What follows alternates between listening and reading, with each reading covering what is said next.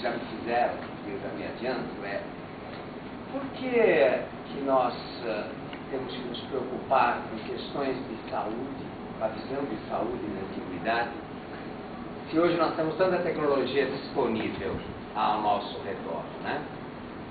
Nunca tivemos tanta longevidade, né? Tanta qualidade de vida, será? Tanta segurança, né? Tanta tranquilidade. E para que a gente retornar na antiguidade? Seria isso um saudosismo, um conservadorismo, ou será que existiu uma sabedoria nas tradições antigas, particularmente as gregas, egípcias, os orientais, que nós tivemos a imprudência de esquecer, porque talvez elas tragam algo mais perene do que a gente imagina. A prova disso, aliás, é que nunca estiveram tão na moda o célebre retorno das tradições das práticas orientais, né? Quem busca saúde procura o yoga, procura essas artes marciais, tai chi chuan, tantas técnicas de meditação, tantas tradições riquíssimas do Oriente, parece que já despertou para nós. E elas são milenares, né? Não são modelo 2007, muito menos 2000. São tradições que quem pratica a própria acupuntura, inclusive, etc., tem nos mostrado que essas técnicas milenares, e essas tradições, e essas filosofias de grande profundidade, são algo que a nossa modernidade começou a reconsiderar. O que será que aconteceu, né? Será que nós estamos frustrados com as nossas modernas farmácias? Será que as nossas milagrosas cirurgias ou técnicas de tratamento alopáticas não estão dando tanto certo no que nós imaginamos? Alguma coisa nos chama a atenção. Eu costumo fazer algumas palestras lá na Universidade de São Paulo, lá na Faculdade de Medicina, lá em Pinheiros, e eu tenho um grande amigo meu, que é diretor lá do Instituto de Infectologia, o Emílio Fritas. E comentando sobre isso, eu fiz uma palestra justamente voltada a esse tema de nome campo recentemente, eu estava dizendo, você sabe, Vitor, que de fato uma coisa nos intriga, né? No século XX, nós descobrimos mais de 2.000 tipos de alergias. Na verdade, essa não foi uma descoberta. Na verdade, foi uma criação do século XX. Essas doenças alérgicas, elas de fato não existiam. Não é que a ciência avançou e nós a descobrimos. Não, elas são criação da modernidade. Da mesma maneira que a AIDS, o ébola, etc., são um fenômeno da modernidade. Não é que a ciência não tinha meios antigamente de descobrir essas moléculas, essas doenças, e agora nós descobrimos. Não, elas são um produto da modernidade, as doenças alérgicas. E devo te confessar que são um saco sem fundo da medicina, porque cura para elas não existe. Nós tentamos com antialérgicos, com aqueles famosos cortisonas, que quem já tomou sabe dos efeitos colaterais desastrosos, que é tomar cortisona, né? Vira um balão, fora outras coisas, e não sabemos o que fazer. O próprio conceito de câncer, na verdade, é um conceito tão vago quanto falar que álcool é uma mesma coisa. Por detrás dessas palavras existem mais de 2.000 tipos, completamente diferentes, alguns letais, outros não. Existe álcool que, se você consumir, você estará nos próximos minutos morto, no caso do metanol.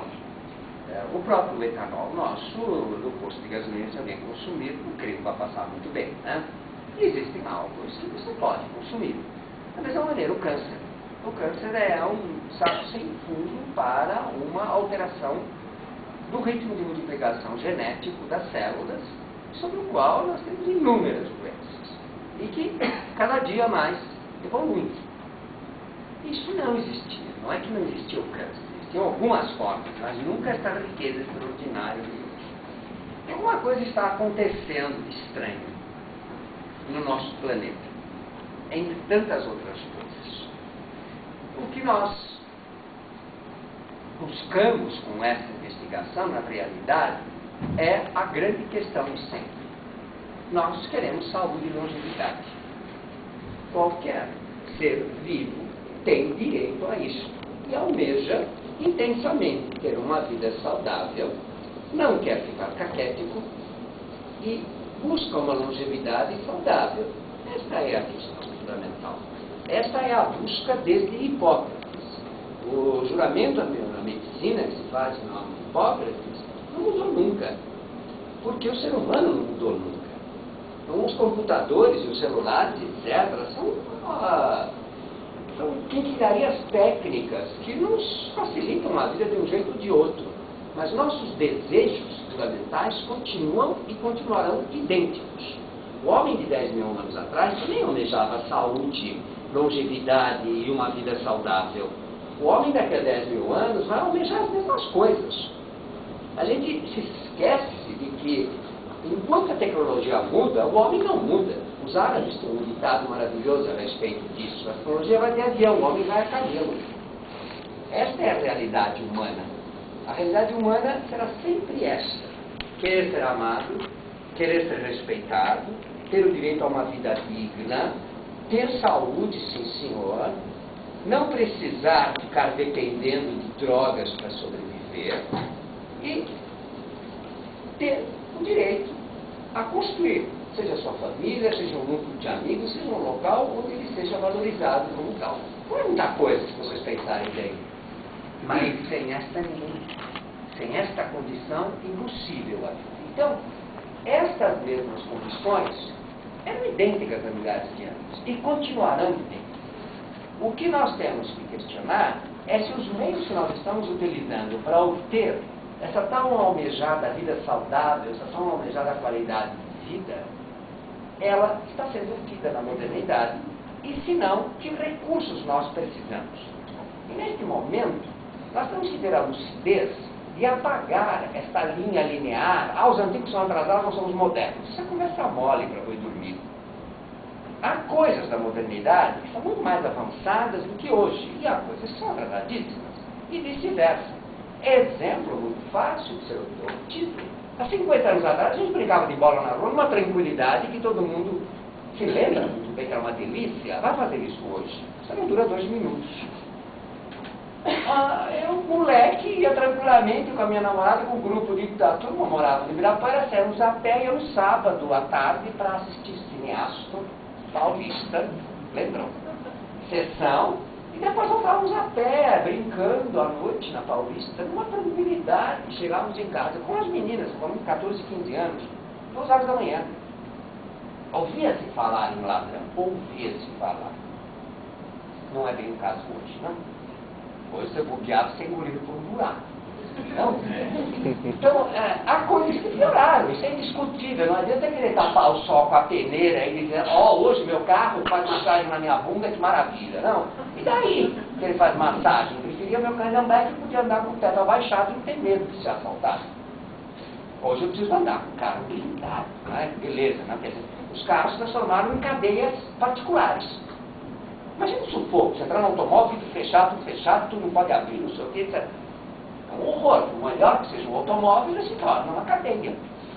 Um banco de couro, é uma cadeia. Então, nós temos que ter a lucidez de entender que em determinadas épocas, a história da humanidade não é uma história linear, é uma história cíclica. Há momentos bons nela, onde certas coisas evoluem, há outras que decaem tremendamente. Há momentos extraordinários e decaem. Isso é uma senoide que acontece. Essa visão de ordem e progresso da nossa bandeira é pura balela. Na realidade, o que nós temos são grandes momentos e grandes decadências. Então, quando nós fazemos uma viagem pelo tempo, nós temos que suspender a ideia de espaço-tempo e retornar e resgatar o que houve de melhor. Aliás, meu professor de história já me dizia, a gente aprende história para não repetir seus erros.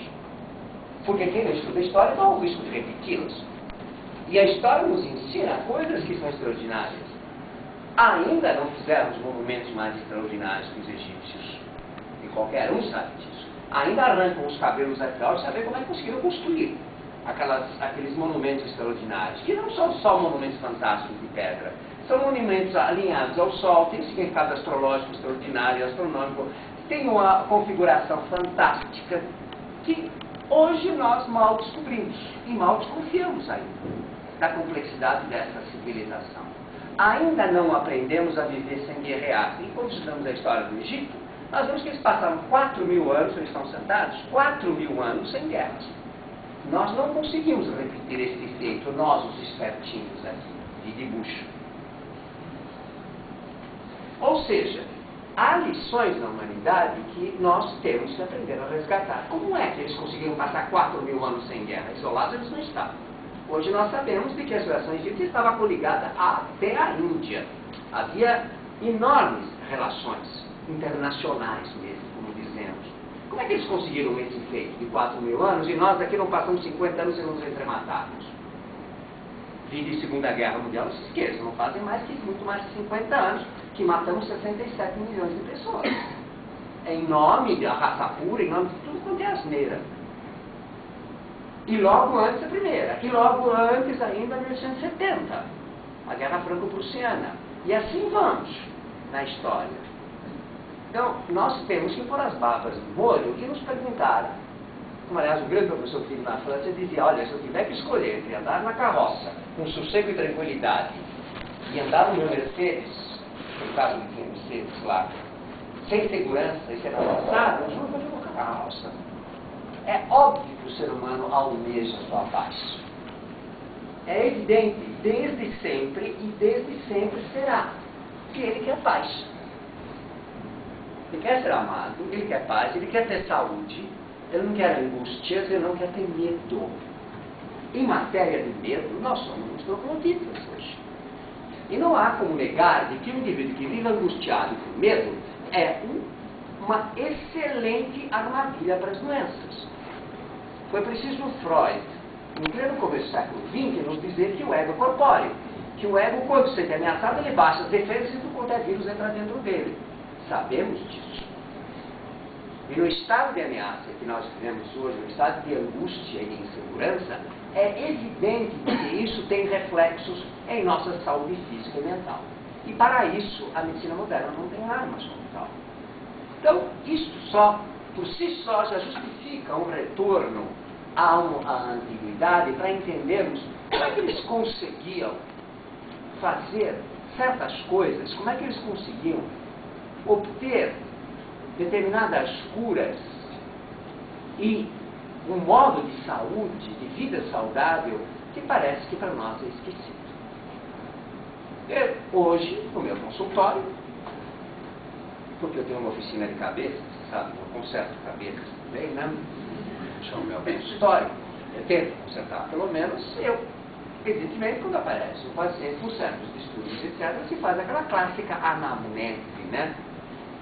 Que vem do grego anamnese, quer dizer recordação. Vamos ver como é que você vive. Por que se faz isso? Esse faz de exame, etc. Porque vem de uma tradição arcaísta, onde nós já lemos em Confúcio, do 7º e 6º século de Cristo, ele chamava a atenção dos seus alunos e dizia assim, preste atenção,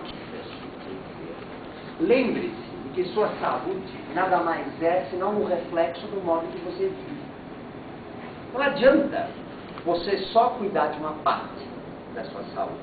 Ou ela é toda envolvida por você, ou nada adiantará. Aliás, isso é uma reflexão que muito me chamou a atenção sempre, né? Quando ele dizia, você não é o que você come, você é o que você vive. Porque está na moda essa história, né? Não coma isso, não coma aquilo, isso é saudável. Mentira. Não quer dizer que você precisa comer bacon de manhã, entende? Todo dia. Mas, basear-se numa ilusão tão fragmentada de que somente uma alimentação saudável garantirá a sua saúde é de uma ilusão inacreditável. Hoje podemos acompanhar já indivíduos por volta dos 30 anos com colesterol alto e hipertensão, fato inédito na história da medicina. Como que hoje nós temos indivíduos com 30 anos, eu tenho vários pacientes assim, muitos colegas meus, que já apresentam colesterol elevado e colesterol daqueles degradáveis. E ainda por cima, me apresentam hipertensão. Excelentes candidatos no infarto aos 40, como nós dizemos. Perfeitos. Agora você vai olhar o histórico deles, a alimentação é muito saudável. Fazem exercício sim, fazem. Só que a vida deles é uma histeria completa. Pega o carro de manhã e enfrenta um trânsito de 3 horas. Então, 2, sei lá quantas. Anda que nem um louco, sai correndo pro restaurante vegetariano, claro. Sai que não vou do restaurante vegetariano, tá aí no trabalho. Chega, depois sai correndo que nem um histérico para a academia. Chega em casa, poste. Né? Quer dizer, você acha que é possível fazer uma vida saudável assim, ó? Mas nem aqui nem na China.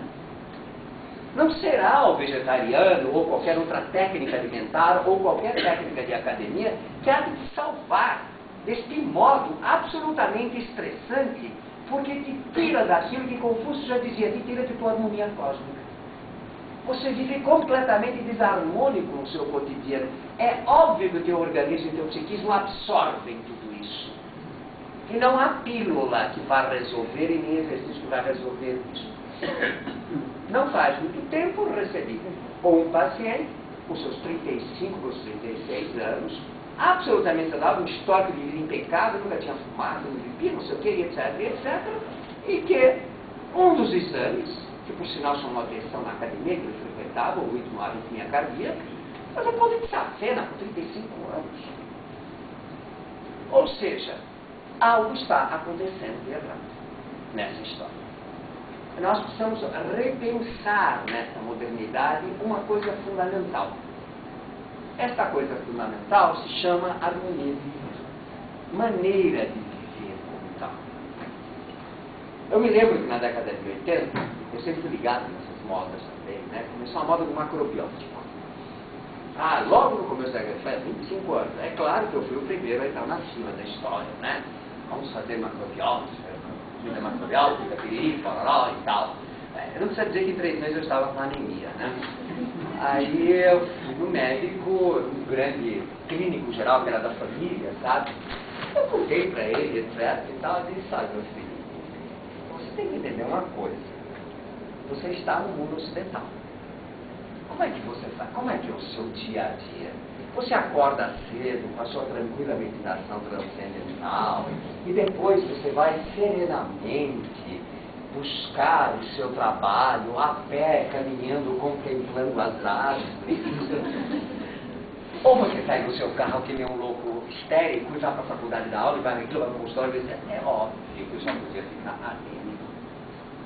É óbvio que a comida macrobiótica é maravilhosa, mas para a vida contemplativa oriental, não para a vida ocidental como tal. Por quê? Porque nós não levamos essa vida harmônica. Não adianta você comer o macrobiótico. Você tem que ter vida macrobiótica. E a nossa vida é curtobiótica. Incrivelmente curtobiótica. Vocês compreendem o choque que causa? Porque nós pegamos só o que nos interessa dos orientais. Ou seja, só a parte narcisista. Eu vou fazer alimentação macrobiótica. Quando tiver com 60 anos, eu vou estar com cara de 30. Vocês vão ver só. Entende? Eu quero ficar bonitinho. É isso que eu me preocupo. Eu não estou preocupado com a minha harmonia. Eu não estou preocupado que isso significa alimentação, significa modo de vida. Porque eu tenho um grande mestre que dizia, lembre-se que o estômago não come só alimentos. O estômago digere o mundo. Não adianta você digerir uma coisa boa e ficar com indigestão do resto. E que indigestão é essa que nós temos? Você sabe que vocês nunca viram uma cena desagradável, o estômago quis embrulhar e vomitar? O que o estômago tem a ver com isso? Porque o estômago não engole só alimentos, ele engole o modo de viver. Ou a gente tem uma discussão na mesa, o que acontece com o estômago, né? Por que se diz coma devagar, de preferência não em McDonald's, coma em paz, serenamente, não discuta na mesa? Porque você está se alimentando espiritualmente, ao mesmo tempo que você está se alimentando fisicamente. Não há essa separação que nós fazemos. Então já começamos a desconfiar de um erro grave, né, na nossa modernidade. A separação entre físico e espiritual, ou psíquico, chamem como quiser, que nós fazemos. E nós temos uma ênfase lamentavelmente física para as coisas. Então nós achamos, comi direitinho, meu corpo vai bem. Não vai bem. Porque o resto também você come ou não, como tal. Quantas e quantas pessoas que passam nervoso, situações tensas, etc., não acabam desenvolvendo gastrite? Quem não sabe disso? Quem não sabe da pressão no peito? Que sente aquela angústia?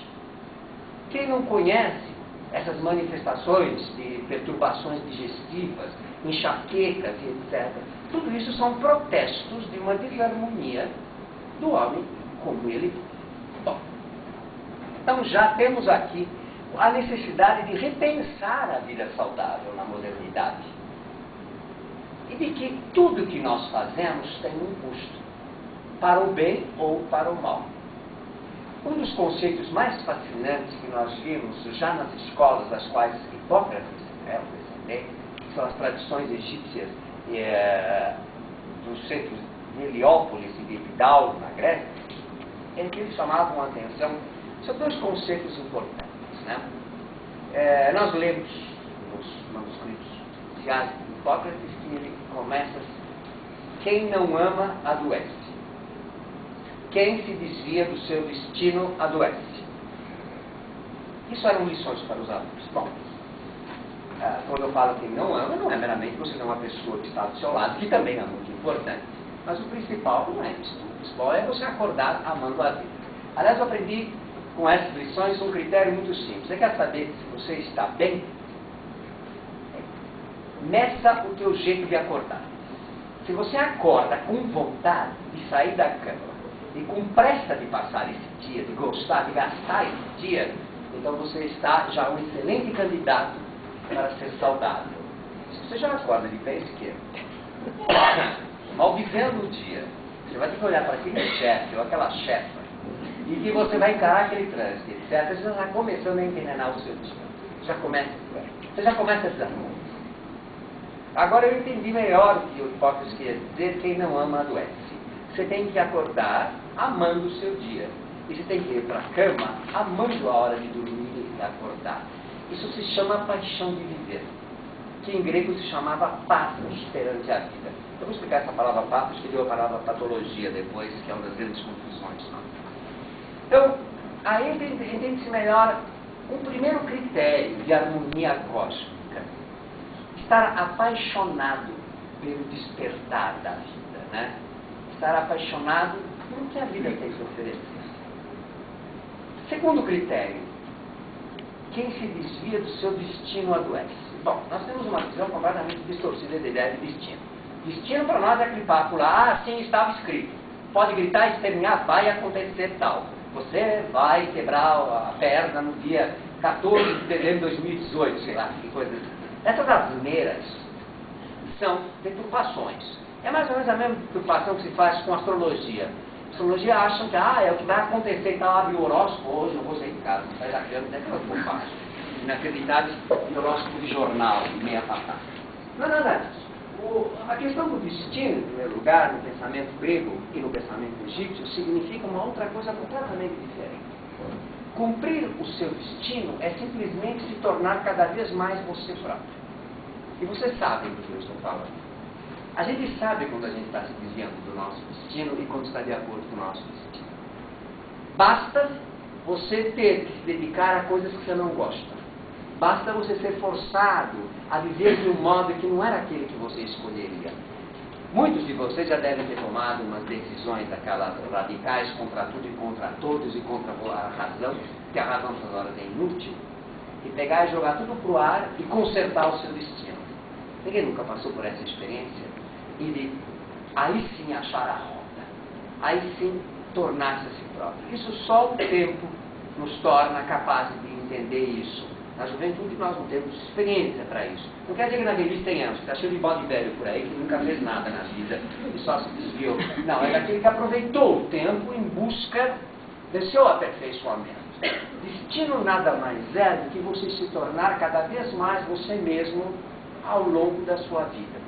Ou seja, integrar-se, tornar-se cada vez mais íntegro, estar em harmonia consigo próprio. Estar centrado e não fora de si. E nós sabemos isso. Esses autoexames que nós perdemos o hábito de realizar, essa análise de nós mesmos, de refletir sobre nós mesmos, infelizmente é uma perda muito grave que nós temos na modernidade. Nós não paramos, quem é que para meia hora por dia para avaliar o seu dia e sua rota? A gente toma banho todo dia, graças a Deus que aprendemos com os índios. Se dependesse de português, estávamos roubados. Isso é o banho exterior. Ótimo, fundamental. Aprendemos agora com os orientais que não basta o banho exterior. Estamos reaprendendo de que precisamos purificar o nosso corpo todo dia. O que significa isso? Não uma porcaria, não intoxica teu fígado, não intoxica teu estômago. Tome chás que limpam. O chá tem essa função. Na verdade, Os chás como tradição, seja no Japão, na Índia, no Oriente, nada mais são do que instrumentos de purificação interior, que precisa lavar por dentro todo o aparelho digestivo, precisa limpá-lo. Então já estamos aprendendo essa segunda etapa. Mas é a purificação mental, cadê?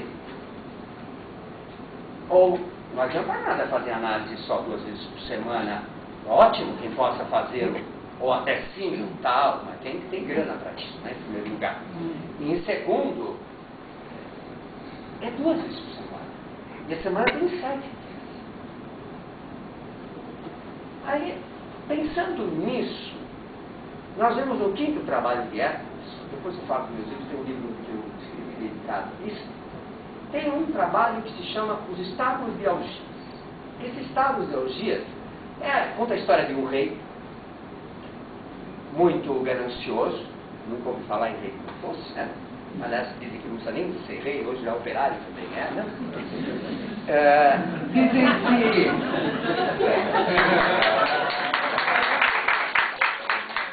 Dizem que ele queria que as terras dele dessem 2 colheitas por ano. Puxa vida, né? Uma colheita já é uma coisa maravilhosa. Ele tinha terras enormes, muito férteis. Talvez ele tivesse com inveja do Egito, porque vocês sabem que a terra mais fértil do mundo, ironicamente, está no Egito, né? Depois está nos Pampas argentinos, a segunda terra mais fértil do mundo. Às vezes é errado argentino, porque é verdade. Os Pampas são a segunda terra mais fértil do mundo, e o lugar mais fértil do mundo são o Delta. E não é uma ironia que no meio daquele Saara, que seja a terra mais fértil do mundo, é o único lugar no mundo que naturalmente dá 3 colheitas por ano. Que é realmente a história do que os egípcios disseram que o Nilo é a dádiva dos deuses para eles. Mas parece que ele estava com inveja e ele queria 2 colheitas. E com isso, o que ele fez? Aquilo que todo mundo faz, né? Que nós também não aprendemos a lição. Agora estamos na moda dos transgênicos, etc. Mete adubo na terra, manda ver, e a terra tem a ordem cósmica que nós não queremos aprender com ela, que se chama harmonia. Criança nasce de 9 meses, excepcionalmente de 7. A flor leva tanto tempo para desabrochar. Não adianta querer apressar, porque estraga a natureza, vocês sabem disso, né? A mesma coisa é o ciclo das estações. O que ele fez? Meteu adubo na terra, queimou a terra, claro. E aí a terra se vinga com o seu silêncio. Ou seja, não dá nada. Simplesmente a terra ficou estéril. Ora, ele usava o adubo dos seus estrebarias, dos seus cavalos, ele tinha estrebarias, um cara rico, né? O seu Aras. E ele usava esterco. E o esterco foi se acumulando, que não adiantava, as terras estavam queimadas. Dizem que a deusa Deméter, a deusa da natureza, ela o castigou. E lhe disse que você terá que agora aguardar 7 anos para que as terras voltem a produzir. E é verdade, né? Você sabe que o ciclo dos 7 anos é um dos ciclos mais importantes que realmente chegar na genética do século XIX para descobrir que existe um ciclo de 7 anos, o famoso 7 anos de vacas gordas, 7 anos de vacas magras.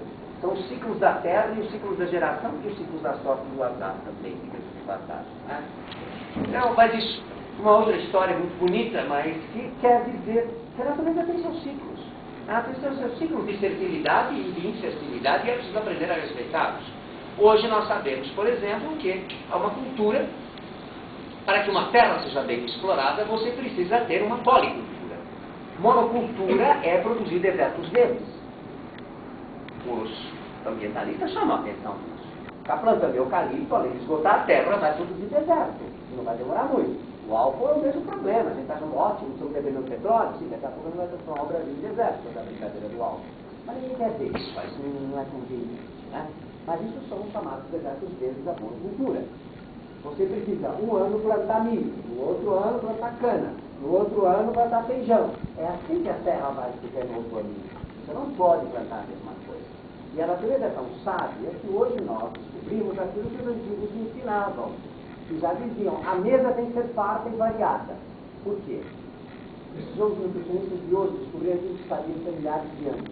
E quando você come uma mesma coisa, o intestino perde a capacidade de diferenciar o que você está comendo. É que nem você cheirar toda hora a mesma coisa, por pior que seja o cheiro, você perde a sensibilidade. Se você comer feijão todo dia, como a gente falava, vai virar gordura. Por mais que seja saudável comer feijão. Por quê? Porque o intestino perde a capacidade de variar o cereais, para variar a gordura com certeza. Isso são grupos de alimentação arcaísticos. Eu me lembro, quando minha mãe punha na mesa, abobrinha, vagem, Chuchu, não sei mais o que, a gente fazia aquela sola, né? Queria saber essas variantes, e hoje a gente entende por quê. Bem, então, essa questão da purificação interior, ela significa não só alimentação, mas significa uma outra questão que nós vemos que era uma tradição antiquíssima e que os orientais ainda praticam. Os orientais, quando sentam para praticar a meditação, para se retirar, eles estão fazendo o quê? Em primeiro lugar, da mesma maneira como eles limpam o corpo, eles limpam o interior. Vocês sabem o que é sair irritado do escritório ou do lugar de trabalho e ir para casa? O que a gente faz? Cuidado da primeira vista, não está aparecendo na nossa frente, não é? Fala comigo, vai para frente, não sei o que e tal. Ou uma coisinha assim, Deus falando desse tamanho.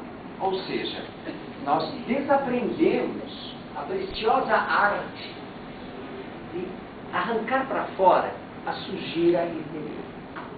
Este mito do trabalho fala exatamente sobre isso. Por quê?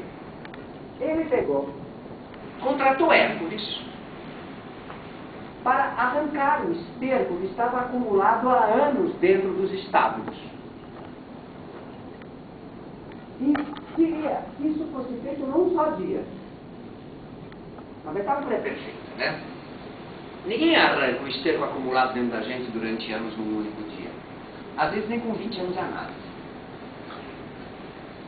O que vocês querem? A gente vai acumulando raivas, rancor, mágoas, coisas não resolvidas. Vai acumulando tudo isso 10, 20 anos. E depois vai desentupir com ralo, hein? então, Ou com britadeira. Ou seja, essa prática, na verdade, era uma metáfora de que você precisa purificar a si próprio cotidianamente.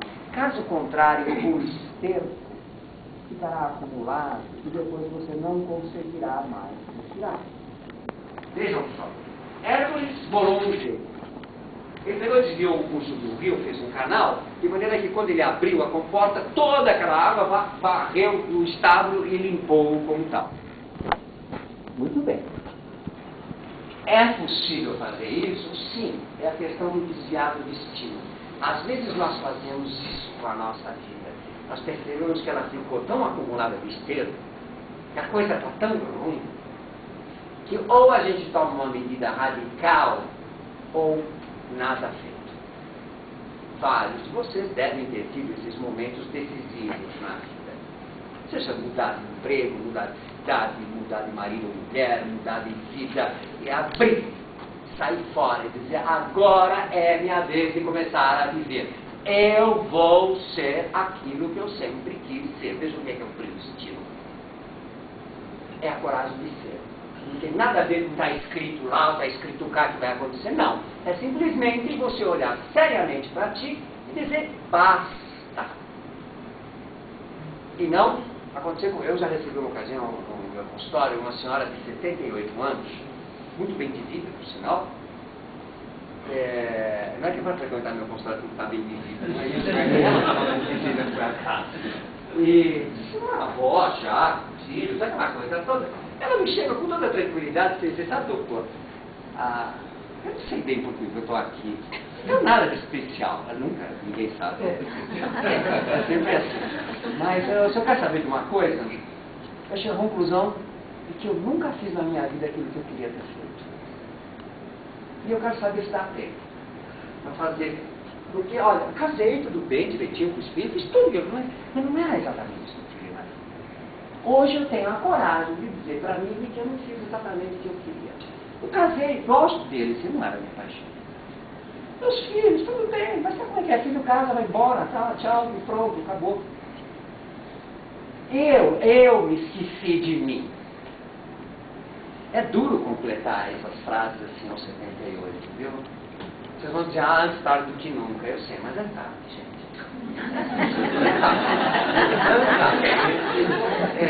Mesmo com a longevidade maravilhosa que nós estamos hoje conquistando, já passou um pouco da curva, entendem? O que você pode fazer com uma pessoa se não lhe dar um consolo? Se não obedecer àquela grande lição que o mestre que eu tive na psicanálise dizia, olha bem, filho, ele dizia, antes de você tirar a neurose de alguém, veja bem o que você vai pôr no lugar. Porque bem ou mal, essa pessoa está vivendo. Olha atenção, eu posso dizer quem era, o Dr. Duval Marcondes, um dos grandes gênios da psicanálise aqui no Brasil, falando de Freud, inclusive. Quer dizer, por que essa sabedoria? Porque ele disse, olha, de qualquer jeito essa máquina está funcionando, você entende? Não, antes de você dar uma espertinho e achar que você vai botar outra coisa, quer dizer, você vai entornar o caldo, deixa, pensa bem. Você primeiro precisa criar condições para o indivíduo ter a coragem de virar esse esterco todo, como a gente estava dizendo, arrancá-lo, para que ele possa ver que ele tem estrutura para isso, tem coragem, tem condições, ou você vai plantar uma doença pior nele do que aquela que ele, bem ou mal, está vivendo e está se virando como tal. Então trata-se de ser extremamente cuidadoso e não cair nos delírios e paranoias, eu sou analista, eu posso mudar o mundo, não tem nada. Nem você conseguiu mudar, que você percebe o caminho dos outros. Não é por aí as coisas. É preciso ter uma sensibilidade, um enorme cuidado de compreender o que a pessoa tem condições. Então foi esse lugar dessa senhora com 78 anos, beirando os 80, que chega a esta conclusão.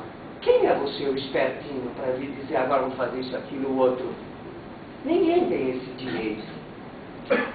O que você tem a fazer é estar ao lado dela, ampará-la e apoiá-la naquilo que ela puder fazer, naquilo que ela disser que faz. Não te compete nada mais, senão um amparo. Você não está mais na posição de um educador, você tem um jovem de 20, 30 anos na tua frente, e vamos que vamos, você pode usar o luxo, jogar fora 10 anos da tua vida, vamos a um projeto que tem realismo, que é importante você quebrar a cara, que você começa de novo. Não é assim.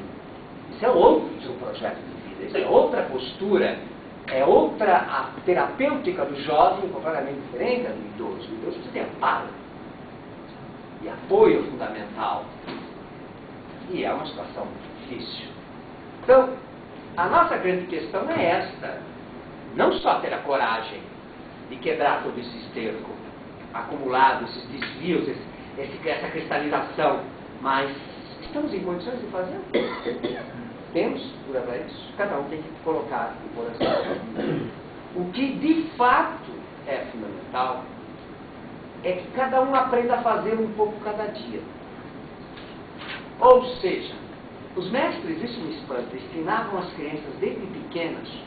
Primeiro educavam nos bosques, que é o melhor lugar do mundo. A escola nunca deveria ter esse horror que nós temos, essa monstruosidade de cadeirinhas que só arrebentam a coluna das crianças. A escola tem que ser assim, quando elas estão sentadas no chão. Vocês sabem que a melhor postura para sentar, não está na coluna nunca, sentar no chão. Debaixo da onde? Das árvores, no bosque, no rio. E no riacho aprendia a nadar, claro, aprendia a tomar banho, aprendia a nadar, coisa mais saudável não existe, coisa melhor, exercitar do corpo, correr. E ao mesmo tempo, quando elas estavam cansadas, colocava debaixo de uma árvore. Mas está esse chapéu de sol que tem na Grécia? Se chama plátano. É parecido com o chapéu de sol. E ficavam lá embaixo e sentavam e contavam histórias. E cada um era convidado a contar. Por que brigou com o fulano? O que ele fez? O que deixou de fazer? Por que está com raiva desse? Por que você mordeu a Mariazinha? Por que a Mariazinha te chutou? Essas coisas do cotidiano que vão acumulando rancores. E vão acumulando complexos. E vão criando o quê? Ressentimentos. Que serão a base da personalidade, qualquer um sabe, para amanhã. Ou seja, esta condição, esquecemos. A nossa preocupação hoje na escola qualquer. O meu filho tem 3 anos, eu sabia escrever, então não sabe, eu sou burro. Ninguém é inteligente. Não. Como se isso fosse critério de inteligência. Né?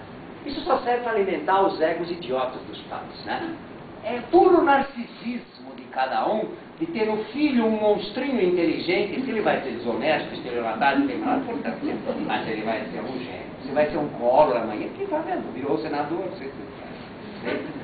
então, isso não tem muita importância. Agora, que ele vai ser um cidadão digno ou ético, que ele vai aprender a respeitar os outros e a respeitar a si próprio, não tem a menor importância. Então, nós estamos desviando já aquilo de um conceito que Hipócrates nos chamava a atenção. Terceiro conceito é saúde ética. Imagine você se o conceito de saúde na antiguidade era ético.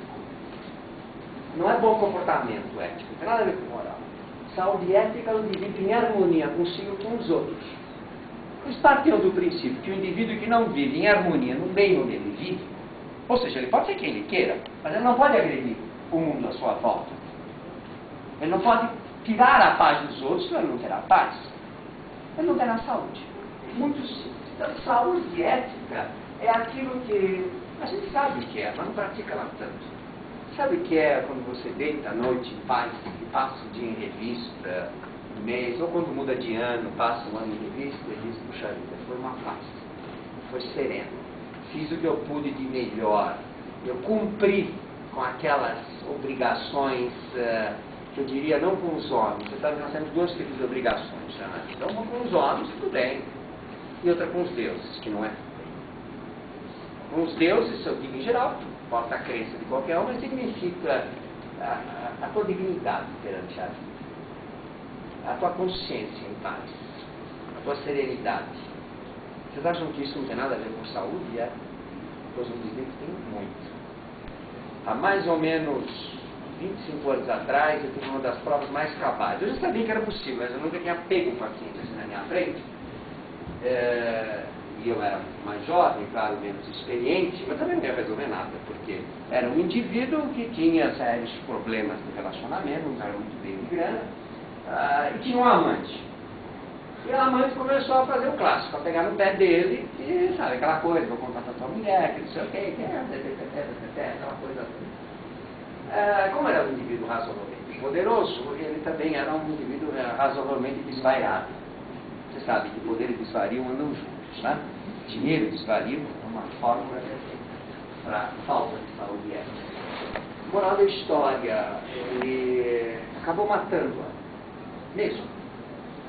Mas, como indivíduo poderoso, silenciosamente, nunca foi acusado, nunca souberam nada, simplesmente ela apareceu morta. Num acidente bem armado, claro, né? Mas foi ele. 6 meses depois, ele morreu de tumor no cérebro. Eu não acho que isso é por acaso. E era um homem jovem, nos seus 40 anos. A culpa mata sim, viu? Mata mesmo. Ou você não ouviu falar em se remoer e o estômago que dói, ele não consegue dormir, ele não consegue ter paz, etc. Claro que isso é um exemplo extremo, não somos assassinos, graças a Deus, mas eu quero apenas mostrar a vocês a que ponto essa questão da saúde ética tem importância. Nietzsche notou isso muito bem. Eu diria melhor ainda nos irmãos Karamazov e Dostoiévski, quando ele chega num momento e diz assim: mas quer dizer que não há discussão sobre Deus? Quer dizer que Deus não existe? Mas não é possível. Se Deus não existe, então tudo é possível. Será? Tudo é possível mesmo que Deus não existe? Pode ser que não exista Deus para um ou para outro, mas que culpa tem? E que culpa mata, mata sim. Ou seja, o indivíduo que não tem essa harmonia dentro de si, parece que nós trazemos um germe dentro de nós, que é o respeito e a necessidade de preservar a vida. Mas nós já vimos civilização que se construa sem esses princípios? Para que se possa conviver, que aliás é o que nós estamos mais ameaçados, por isso não chamamos que nós vemos hoje civilização, significa o direito de todos garantido, o direito de ser.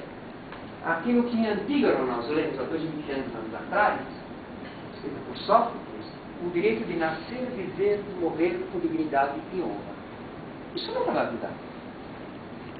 Nós queremos esse direito e todos devem respeitá-lo como tal. E quando esse direito é rompido, desde o ato safado de que eu passei a mão, explorei a ela, ou que eu tirei o direito do outro, ou que eu abandonei, etc., este é um processo que envenena-se. A psicanálise sabe disso melhor do que ninguém. Este processo de culpa não é uma culpa moral. Eu fui pro mato com a Mariazinha, né, e transamos. Não é desse tipo. Isso é bobagem. Isso aí lá pro padre, lá faz o Salve Maria lá e tá tudo pago. E tá encerrado o assunto. Isso não é mal pra ninguém. Depois a gente lembra por diversão e achou ótimo. E ela também. Não é isso. Não é?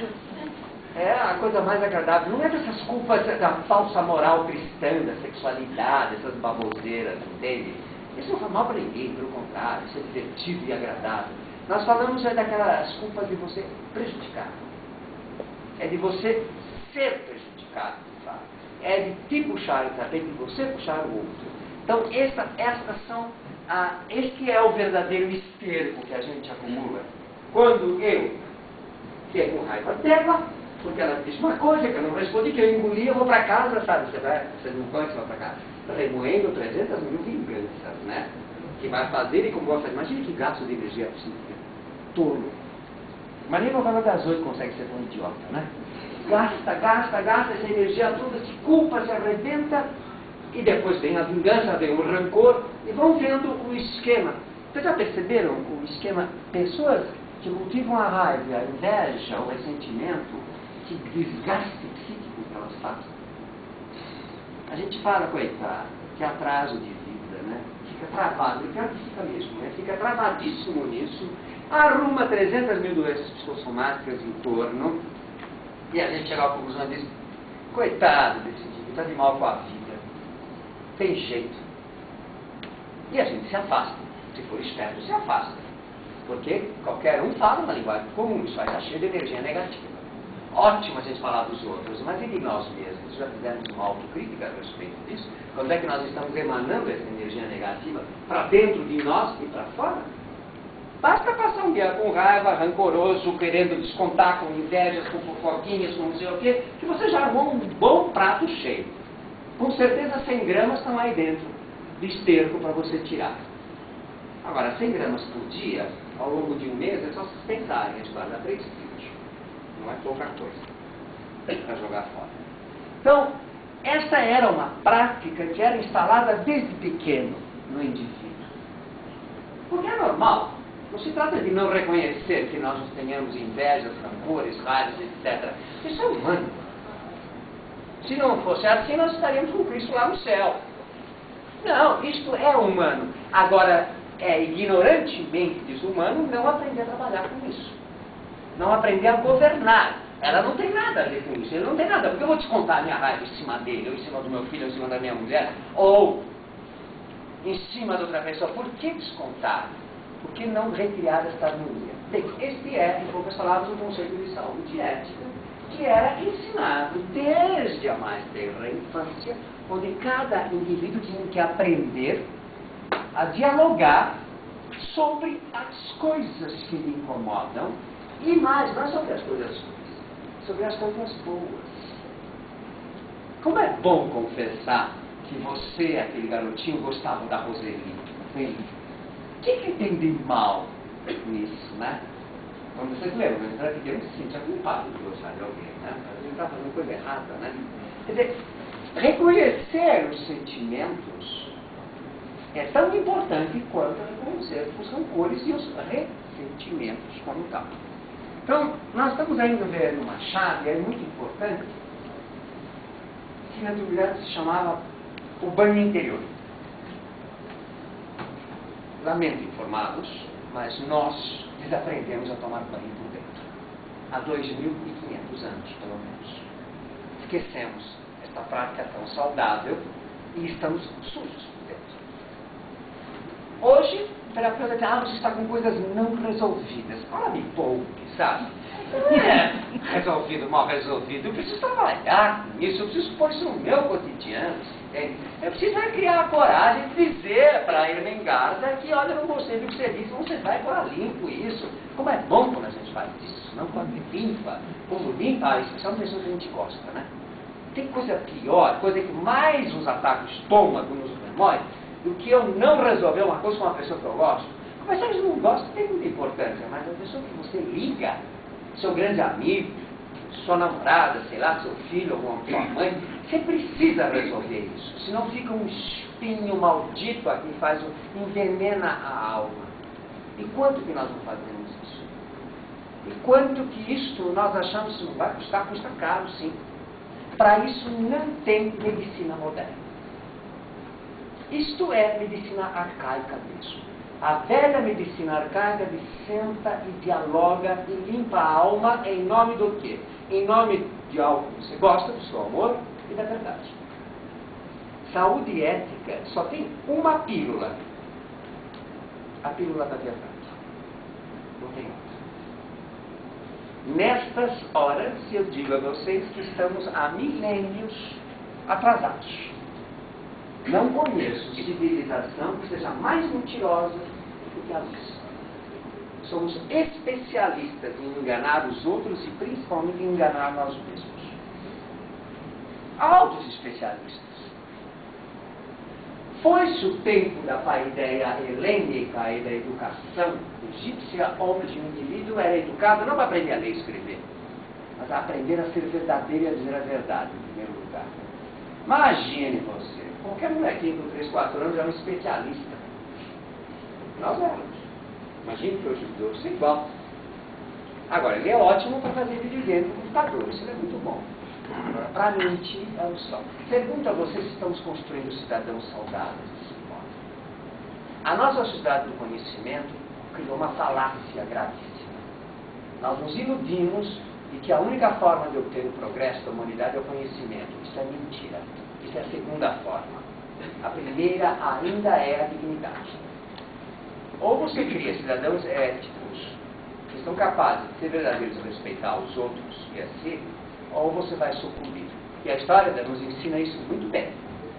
A Grécia decaiu exatamente nesse período, quando se destruiu a paideia e se criou o cidadão, onde o discurso, até hoje, aliás, né? A palavra vale mais do que a ação. A palavra não revela a ação, esconde a ação. Bom, nasceu uma cisão fundamental entre a verdade e o ser, e a partir daí construímos a falsificação do ser. Bem, então temos um terceiro conceito que se chama saúde ética, que nós vemos que é um conceito arcaíssimo e que é moderníssimo ao mesmo tempo. Por que ele é arcaico e moderno ao mesmo tempo? Porque essas coisas não têm temporalidade. Qualquer um de nós sabe, quando ele não deve nada à verdade, como ele se sente bem, como ele se sente aliviado. Qualquer um de nós sabe, quando está com o rabo preso ou devendo, como se sente mal, como isso revira a cabeça, o estômago e outras cositas mais. Esta é uma realidade sobre a qual nós queremos fazer vista grossa, mas que é o conceito arcaico de saúde, e que é muito mais eficiente do que ser vegetariano, ou de ficar fazendo musculação. Uma coisa não substitui a outra, porque você está fazendo o exercício mais precioso, que é ginástica espiritual. Ginástica espiritual, aliás, eu sempre digo para meus alunos, cada esquina eu vejo uma academia para deixar bumbum durinho e peitinho em pé, mas eu não vejo academias para os exercícios da espiritualidade, os exercícios de aprender a arte de ser verdadeiro. Como a gente lê no simpósio de Platão, os camaradas se reuniam, os mestres com seus alunos, para cada um aprender a encontrar o seu destino, aprender a ser verdadeiro perante ele. Ninguém mais pratica isso. Isso não interessa, interessa você ter uma produção que você ganha dinheiro e é para você conversa. Se isso vai custar a tua alma, tudo bem, isso conversa com o diabo, uma boa. E custa. E custa. Você sabe o que é um executivo estressado? Eu dou consultoria em empresas, eu sei muito bem o que é. Você deve ter maridos ou esposas, ou executivos ou executivas. Você sabe o que é o processo estressante da empresarial. Paga bem, só que leva a alma junto. Não há dúvida quanto a isso. Faz muito tempo, se uma consultoria numa empresa de grande porte, multinacional, gente jovem, o gerente seniors. Gerente seniors é bonito, né? E tem gerente júnior. Sim. Molecada de 30 e poucos anos, 28, 30 e poucos anos, já, delírio na cabeça, tudo assim, ficha primeira classe. O cara formado no Unicamp, CEA, tudo assim, gente de alto nível. Essa empresa não aceita faculdadezinha, sanhembi, morumbi, não. Tem essa. Não, é só USP, PUC e daí pra cima. Quer dizer, ficha classe A, gente alto nível. Faz um exame com eles para determinar o estado de saúde deles, essa gente vai ser em torno disso, por exemplo, colesterol alto, hipertensão, estresses e toda sorte de perturbações. Agora, pessoas acham que já são uma elite, porque o cara chegar a gerente ser multinacional aos 30 anos, é o bom da parada, o cara está ganhando 15 mil por mês. Não é um salário de se jogar fora. Mas já está gastando metade com colesterol alto, hipertensão e etc. Isso não há problema nenhum. Pergunta a vocês aonde vai esse indivíduo. Agora, esses indivíduos têm a empáfia de não cumprimentar os faxineiros. Isso eu vi, eu fiquei chocado. É assim, a raça dos superiores, Você acha que se constrói realmente assim um executivo sério? Eu, se tivesse que participar dessa seleção do pessoal, eu não escolheria nenhum para a direção. Porque o indivíduo que não tem a humanidade, a dignidade de tratar por igual de um diretor a um faxineiro, não presta para ser executivo. Ele presta para ser um cavalo, e mais nada. Mas esta é a mentalidade, esta é a forma, esta é a empáfia. Porque ele tem áudio, sabe como é que é? E outras asneiras iguais. Essa falta de dignidade perante a vida ele constrói. Nem a ele próprio, porque ele vai tomar isso aí. Ou vocês acham que essa gente que passa e que é desprezada não vai um dia revidar? Vai, claro que faz. Então ele está construindo um mundo extremamente hostil e agressivo em torno dele e quer fazer mal para ele, sem sombra de dúvida. Bem, então essa é a história do quinto trabalho. Quer dizer, o quinto trabalho ele contava como. Mais interessante ainda é que quando a gente vê esses centros de cura, Epidauro, por exemplo, Epidauro é um centro que existiu desde 3.000 anos antes de Cristo, pelo menos, se não for mais. Centro arcaico. Hoje nós temos o privilégio de ter lá um dos teatros, ou mais bem conservados da antiguidade. É um teatro que cabe aproximadamente 17 mil pessoas, monstruoso mesmo o padrão de hoje. A gente se pergunta, lá naquela época que não havia nem 2 milhões na terra inteira, o que vão fazer 17 mil pessoas assistir uma peça, né? Aqui em São Paulo a gente não encheria o teatro com 17 mil pessoas, de jeito nenhum. Aí se não fosse para um show aí, sei lá, um maluco aí. Mas não para assistir Sófocles, com certeza. Não mesmo. Não para ver o Correio Antigo ou Sete Contraterras. E lá os lugares onde disputados a tapa. O que será isso? Né? O Joseph Campbell gostava de dizer, isso era para outro planeta, esqueçam. Essa é uma civilização que põe a cidade inteira para assistir um Édipo, é porque realmente não dá para a gente entender. Não dá para entender. 17 mil pessoas é uma cidade. Em termos antigos, temos o seu auge chegou a 150 mil pessoas. O Teatro Dionísio cabia 20 mil. E lotava dele, os espetáculos eram de manhã, vocês sabem. Desde a madrugada disputavam para poder entrar, para ver o quê? Édipo, rei, para ver a Medeia, para assistir isso. Como? Não tinha televisão. Não tinha televisão, esse era o problema, né? Me garanto que não. É que realmente era outro problema. Em Epidauro, nós encontramos um teatro dessas proporções, com a melhor acústica do mundo, e encontramos um local muito interessante, onde se praticavam as coisas. Na verdade, Epidauro é um sítio arqueológico imenso. Eu costumo fazer viagens culturais com meus alunos para lá, quando levo a eles ficam assim maravilhados com o tamanho. Puxa, que economia, muita coisa.